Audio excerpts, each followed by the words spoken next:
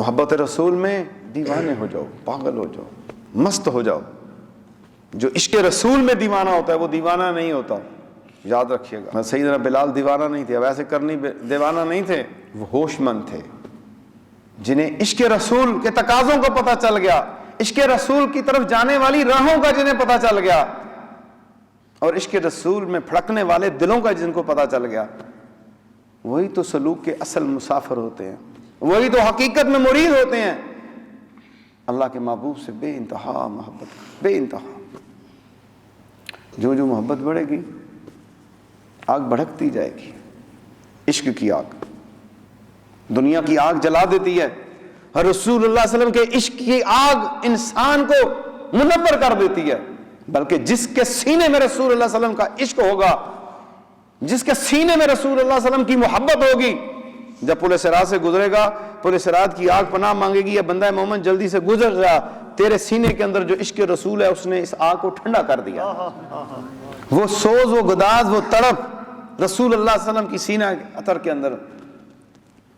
وہ آہیں، وہ بقا، وہ تنہائیوں میں یاد رسول صلی اللہ تعالی وسلم، تنہائیوں میں رسول اللہ صلی اللہ علیہ وسلم کی تصور رسول کے اندر گم، خیال رسول کے اندر گم، ذکر رسول کے اندر گم۔ عظیم صحابی سیدنا ابو بکر صدیق رضی اللہ تعالیٰ عنہ رسول اللہ صلی اللہ علیہ وسلم سے اتنا عشق کرتے تھے، اتنی محبت کرتے تھے کہ آپ کے سینے سے جو ہے ابلنے کی آواز آتی تھی کہ جیسے ہنڈیا پانی کے اوپر ابل رہی ہے، اس طرح کا عشق تھا۔ تقاضا کرتا ہے ایمان کہ ہم ایمان والے تب ہوں گے جب نبی پاک صلی اللہ علیہ وسلم سے محبت کریں گے، تو محبت رسول کی طرف آئیں، اور وہ کیا ہے کہ حضور صلی اللہ علیہ وسلم کی ہر ادا کو اپنایا جائے، ہر طریقے کو اپنایا جائے، اور اس کے لیے سیکھنا پڑے گا، کسی کی مجلس اختیار کرنی پڑے گی، کسی کے پاس جانا پڑے گا محبوب کی ادائیں سیکھنے کے لیے۔ کاش کوئی بندہ آئے اور مجھے کہے کہ میرے محبوب کی ادا کو سکھا دے، کاش کوئی یہ صرف اس کے لیے نیت کر کے آئے۔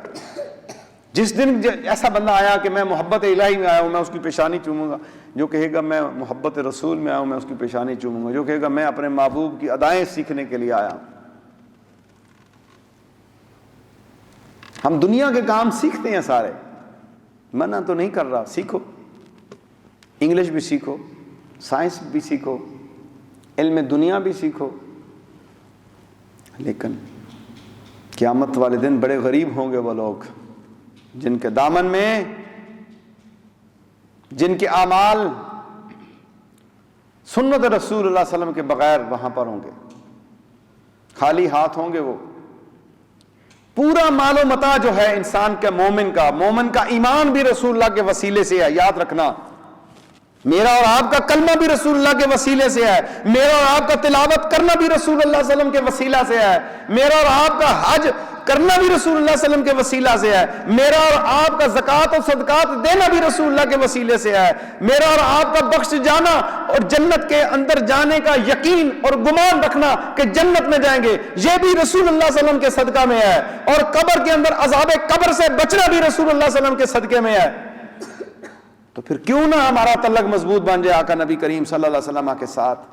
جب ہے ہی ان کے صدقہ میں سارا کچھ، جنہوں نے رب کے بارے میں بتایا، رب کی توحید کے بارے میں بتایا، اللہ کی محبت و معرفت کے بارے میں بتایا۔ آؤ ہم